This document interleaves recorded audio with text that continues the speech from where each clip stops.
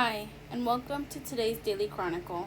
Today is Monday, September 29th, 2025. So he's trying to get rid of PBS. The case is swung, not me. Ex-Justice Kennedy reflects on a changing Supreme Court. Retired Supreme Court Justice Anthony Kennedy attends President Trump's address to a joint session of Congress at the U.S. Capitol on March 4th, 2025, in Washington. In the decades I have covered the Supreme Court, I have read lots of books written by justices and a couple of notable expectations. They are, sigh, pretty boring. Retired Supreme Court Justice Anthony Kennedy, however, has written a very interesting book, Life, Law, and Liberty, scheduled for release October 14th, because he reveals more than usual about himself and his 30 years of service on the nation's highest court, a period of time in which he was often the swing justice, whose vote was determinative in controversial cases ranging from same-sex marriage to campaign finance, affirmative action, and abortion. Kennedy and Justice Sandra Day O'Connor, for much of their overlapping tenures, represented the ideological center of the court at a time when the institution became increasingly conservative. Interestingly, both justices were products of the West, much like the president who appointed them, Ronald Reagan. And both justices viewed their Western origins as essential to their personalities and views. Both started out as pretty firm conservatives, but eventually saw the court transform into a far more conservative group of justices. Or as Kennedy put in his book, the case is swung, not me. Concerned about the country. In an interview with NPR to be aired in October, Kennedy said that he is very worried about America today. We live in an era where reasoned, thoughtful, rational, respectful discourse has been replaced by antagonistic, confrontational conversation, he said, adding that democracy is not guaranteed to survive. Indeed, he says this, that he is worried even about the tone of some Supreme Court opinions. It seems to me the idea of partisanship is becoming more prevalent and more bitter, he said. And my concern is that the court, in its own opinions, has to be asked to moderate and become much more respectful. When he retired from the court in 2018, Kennedy told a small group of journalists that he was confident that the court's major decisions would remain intact. But when I asked him if he still thinks that it is true, he demurred.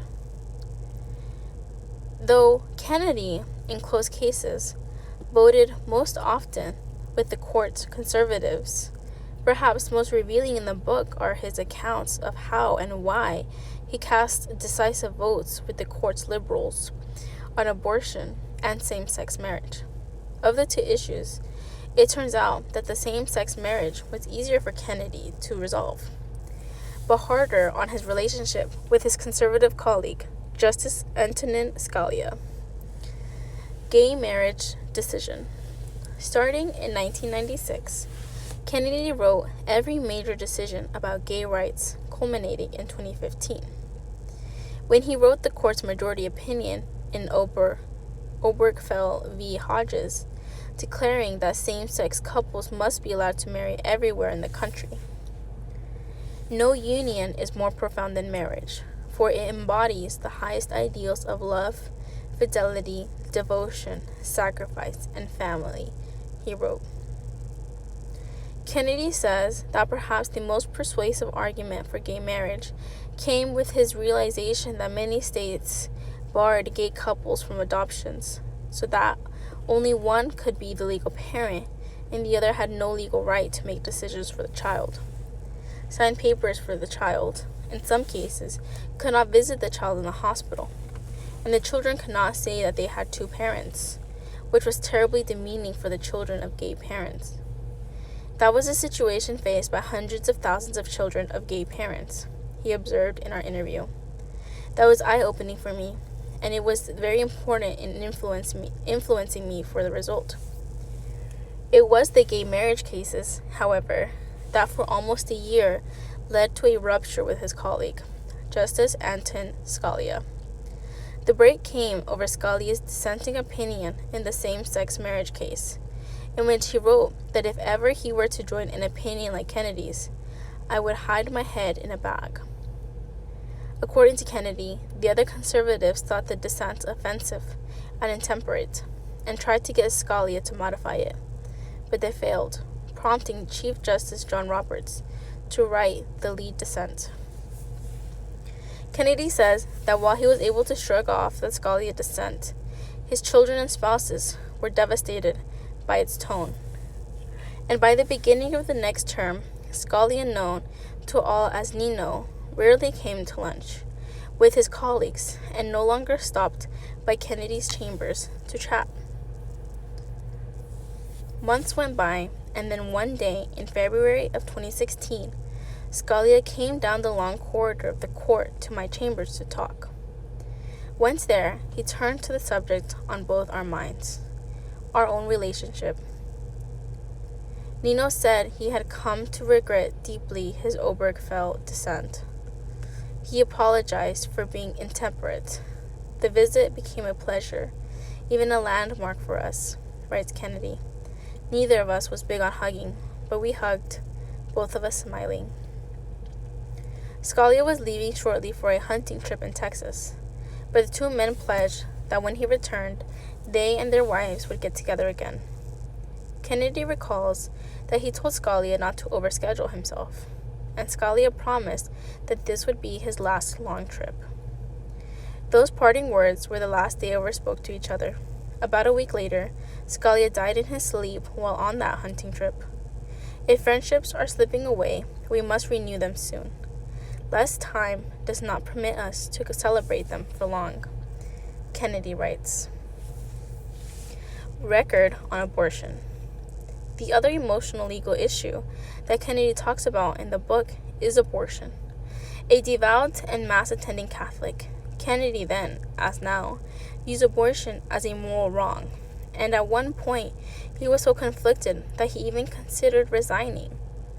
Another life is involved, one that cannot speak for itself.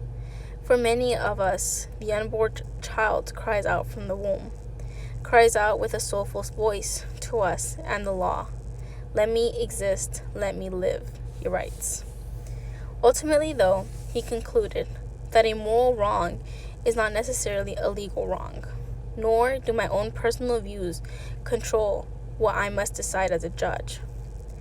As a co-author of the decision that upheld the right of abortion, he writes, the Constitution promises a realm of personal liberty, which the government may not enter, and among those decisions, the mother's choice to bear a child is among the most personal known to our law. The abortion decision that Kennedy co-authored is Exhibit A of his opposition to the doctrine that today dominates the conservative Supreme Court, originalism. 6 members of the court, to a large degree, have embraced the idea that the Constitution should be interpreted by following the words of the Constitution at the time that it was ratified, and in some cases, the way it was interpreted after the post-Civil War amendments to the Constitution, guaranteeing equal protection of the law. Views on originalism. Kennedy has a different view. Liberty must be understood over time, he said in our interview, adding that it helps little to do what originalists do. Refer to the dictionaries of the 1700s to figure out what the meaning of the Constitution was at the time it was adopted. In the book, he leads a section on liberty by quoting from his same-sex marriage opinion. The nature of injustice is that we may not always see it in our own times. The generations that wrote and ratified the Bill of Rights and the 14th Amendment do not presume to know the extent of freedom in all its dimensions.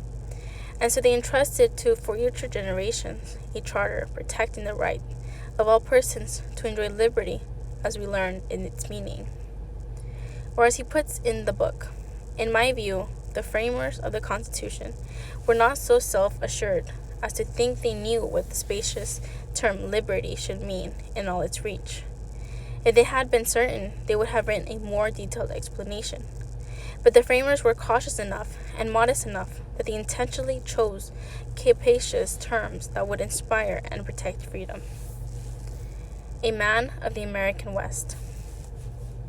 While some conservative scholars are less than kind to Kennedy over his change of heart on some issues, for others it may be somehow reassuring to hear his account of those changes of mind. For instance, he initially thought that juvenile killers should be eligible for the death penalty, but later changed his mind for a variety of reasons. Among them, that the U.S. was among fewer than a handful of nations to permit such punishment, and because studies of the brain indicate that the urge to act without thinking is much more prevalent among minors. Even as much of Kennedy's book is serious, there's some hilarious moments, too. My favorite is the red emergency phone in his chambers that never rang. Then one day it did. It was a prisoner in Ohio who somehow had gotten the telephone number.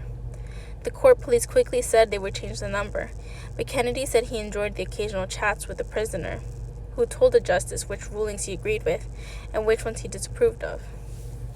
There's a great deal more in Kennedy's book about his family, the court, his upbringing in Sacramento, California, in the 30s and 40s, and about his father, who took the unpopular position of opposing the Japanese internment during the World War II. Kennedy, who at 89 is still a tall, strapping man, was by his telling a sickly kid whose father and mother taught him to read at an early age, and had him read Shakespeare aloud in the car when he was less than 10 years old. After his father died unexpectedly in 1963, Kennedy, who had just begun his legal career in San Francisco, moved back to his family home in Sacramento to take over his father-in-law's practice. Law practice. He was just 27 years old and would remain in the place he loved for another 25 years. At age 38, he became the youngest federal appeals court judge in the country, but left Sacramento only when appointed to the U.S. Supreme Court in 1988. In those days, Kennedy observes, Sacramento was a small town of about 130,000 people, and through his eyes, you can almost smell the air, see the scenery, and feel the West. Those are the poetic parts of the book. Towering plateaus dotted with sagebrush and roaming wild horses surround the desert town of Rock Springs, Wyoming, with a population of about 23,000. Lion dancers perform in front of a new statue of a Chinese coal miner in Rock Springs, Wyoming, called Requiem. The short drive from Main Street, 2 rectangular holes form a checkerboard pattern in a grassy lawn connecting a Catholic church with a nearby schoolyard. 6 Grinnell College researchers spent the summer here, digging, scraping, and screening the soil, most of whom have never been to Wyoming before. The Iowa-based researchers are looking for artifacts from when a mob burned down what was once the Rock Springs Chinatown. In 1885, labor tensions boiled over the Union Pacific Railroad's coal mines, stemming from an argument over who had the best work opportunities. The mob, many of them European migrants, blamed the Chinese. And it was right here where we're standing, said Professor Laura Ng, from 4 feet deep in the trenches of the dig site, where she's guiding students mapping diagrams of burnt-down building foundations. After burning several blocks once made up of homes and shops, the mob killed 28 Chinese people and injured another 14, in what is one of the deadliest incidents of anti-Chinese violence in U.S. history. Because of this, there's going to be a layer that is very distinctive in the archaeological record, said Ng. Grinnell College students George Salinas and Julia Gora are several feet deep in the trenches of the Rock Springs dig site. Professor Laura Ng and assisting archaeologist Ball Hornbeek advise from above.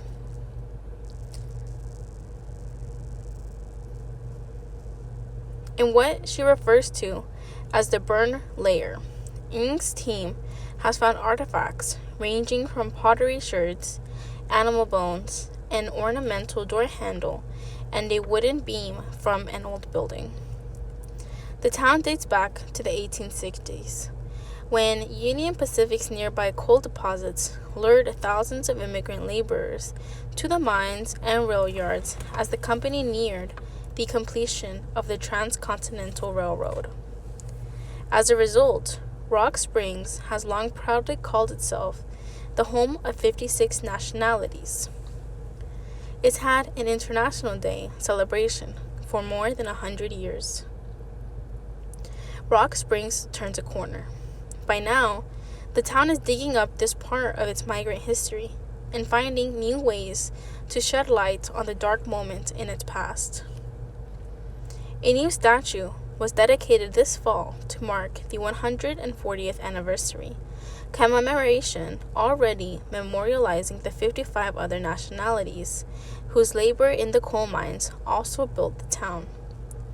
Until recently, Rock Springs' main monument was a small plaque fixed to a boulder to recognize the 28 killed in the massacre, but it sits on a grassy median turned away from the road that passed by the site of the old Chinatown, making it easy to miss. Over Labor Day weekend, the town unveiled a much more prominent monument to commemorate the 140th anniversary. The bronze statue, Requiem, standing more than 7 feet tall, depicts a Chinese miner amidst the ruins of Chinatown, holding the remnants of a ceremonial dragon flag. Rock Springs Mayor Max Mickelson read during the statue dedication. He was joined by his town council, which, for the most part, supported the statue.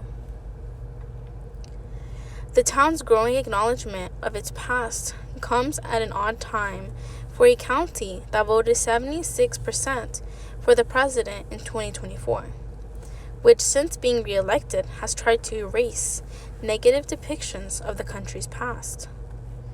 Local students who now learn about the massacre at school helped host the more than 200 attendees at the statue ceremony, while the county's 2 history museums helped fundraise for the statue.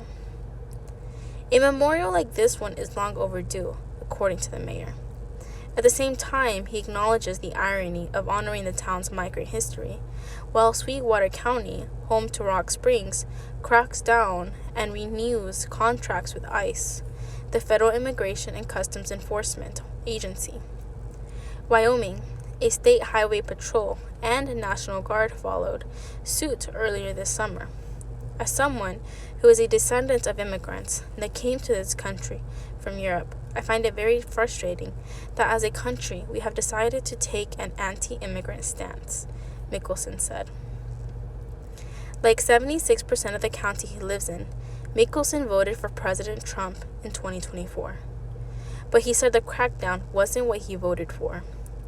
We have real problem areas where those resources would be better put than tracking down somebody who is here working, putting up stucco, Mickelson said. He'd rather see the resources directed toward the drug and human trafficking that has recently plagued his town. As a self-dubbed old-school Republican and a critic of the president's immigration policies, Mickelson said it's an awkward time to be a member of the party. The mayor has several friends who migrated to Rock Springs as teenagers and have since received citizenship. Immigrant labor is still important to his town, which now relies on mining the mineral trona, used in baking soda. Trona mining rather than coal was just under 20% of residents, Hispanic or Latino, according to the Census Bureau. We don't love America any more than those people. They worked really hard to get here, Mickelson said. Descendants of the massacre joined the commemoration. This summer, Ricky and Grace, Leo, returned to their hometown of Rock Springs to join the archaeological dig. Ricky Leo left was 61 years old when he learned about a massacre that roiled his hometown in 1885. That's also when he learned nearly half of the 28 killed were from his family clan in China, including direct relatives. Despite growing up here, it wasn't until 2019 that the couple learned about the massacre and that they have ties to it. We didn't know that we were related to the people that died in the massacre, Grace said. That massacre wasn't something the couple learned about when they attended the local high school. A chance run with the Rock Springs archaeologist Dudley Gardner at a history conference, considered one of the experts of the massacre, and Western Chinatowns turned into the Leos later, becoming one of the hosts of this fall's commemoration. At the Labor Day ceremony honoring those who died in the massacre, traditional lion dancers performed, and visitors from across the country recited the names of those killed with traditional blessings. The Leo family organized lectures, ceremonial blessing rituals, and cooking demonstrations ahead of the unveiling of the statue. Ng also made the effort to reach out to the descendants of the massacre and the survivors. At least 5 made it to the ceremony, the majority of whom had never heard about the massacre until recently. Robert Liu, who lives in California, was one of them. He knew his father grew up orphaned in Rock Springs, but he only learned at 75 years old, after talking with archaeologists, that his ancestors also made a life in the Wyoming town much earlier. In terms of learning about my great-grandfather and 1885 in the massacre, that was only 3 weeks ago, Liu said. His daughter Beth Liu Williams is an esteemed scholar of Chinese American history. While here, Liu talked about a young man from Rock Springs who said he was glad to see his community become more familiar with the massacre. It's just amazing, very inspirational, Liu said, and made me feel really good about our country. Stowaway found dead in landing gear of American Airlines flight in Charlotte. American Airlines planes are parked at Pittsburgh International Airport in 2020 in Imperial, Pennsylvania. Police say they're investigating the death of a stowaway found Sunday morning inside the landing gear compartment of an American Airlines flight that had recently arrived in Charlotte, North Carolina, from Europe. Charlotte-Mecklenburg police said maintenance staff discovered the body shortly after 9 a.m. Sunday while reservicing the aircraft. Officers from CMPD's airport division pronounced the individual dead at the scene. Homicide detectives and crime scene teams responded, and the Mecklenburg County Medical Examiner's Office will conduct an autopsy. In a brief statement, a spokesperson for American Airlines confirmed the discovery to NPR, adding the airline was working with law enforcement on its investigation. There were no immediate details about the stowaway's identity, how they entered the plane, or from what city in Europe the flight originated. Cases of stowaways hiding in wheel wells are rare, but not unprecedented, and survival is rarer still. Last week, a 13-year-old boy miraculously survived a 90-minute CAM air flight from Kabul to Delhi after he slipped into the plane's landing gear compartment. The boy, who was repatriated back to Afghanistan, told local authorities he had wandered into the compartment out of curiosity. Other incidents have ended in tragedy. In January, 2 bodies were found in the landing gear of a JetBlue aircraft that had landed in Fort Lauderdale. Experts say freezing temperatures, extreme wind chill, and a lack of oxygen make survival during long flights in wheel wells highly unlikely. The Charlotte case remains under investigation. Anyone with information is asked to call the CMPD Homicide Unit or leave an anonymous tip through Charlotte Crime Stoppers.